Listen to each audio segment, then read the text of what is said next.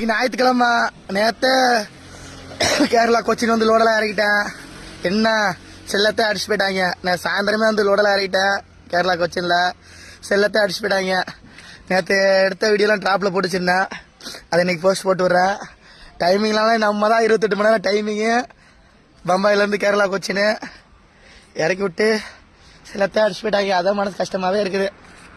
பார்த்துக்கலாம், எப்பவுமே நம்ம தான். அவ்வளோதான். இன்னைக்கு ஞாயிற்றுக்கிழமை லோடு ஆகாது திருப்பூரில்.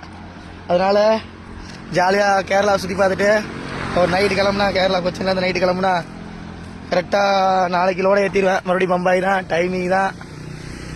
பார்க்கலாம். ஆட்டோ வேறு அங்கே ஆஃபீஸில் நிற்கிது, ஆர்டி ஆஃபீஸில்.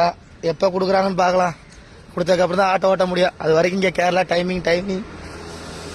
அது வரைக்கும் இந்த பெரிய வண்டி டைமிங் தான் ஓட்ட முடியும். பார்க்கலாம். ஆட்டோ எப்போ கொடுக்குறாங்கன்னு தெரில. ஆட்டோ கொடுத்தா ஆட்டோ மட்டும்தான் ஓட்டுவேன். எல்லாம் இந்த கடவுள் முருகனுக்கு தான் தெரியும். பார்த்துக்கலாம். நம்ம தான்